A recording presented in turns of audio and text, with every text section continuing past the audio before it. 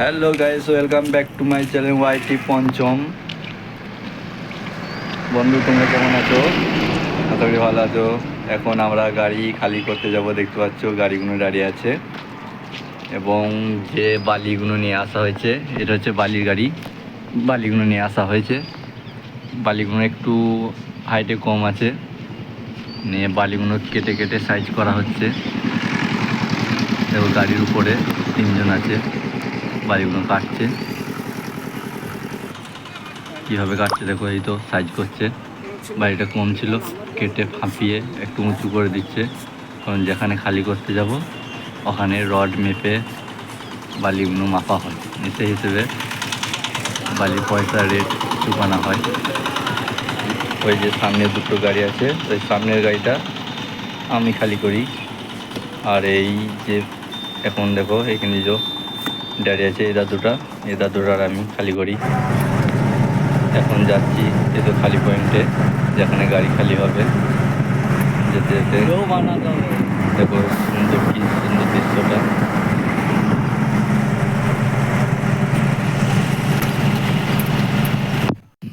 এখন আমরা খালি পয়েন্টে চলে এসেছি। দেখো গাড়িগুলো কীভাবে ফেঁসে গেছে।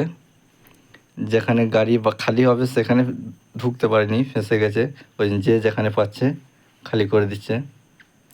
ওই তো বালির উপরে চেপে আছে, রড দিয়ে মাপছে বালিটা। আর এদিকে দেখো গাড়ি খালি করছে, দেখতে হবে। এ তো বালি অর্ধেক পড়ে গেছে, এই দুটো গাড়ি অর্ধেক খালি হয়ে গেছে। এদিকে বালি মাপাও হচ্ছে।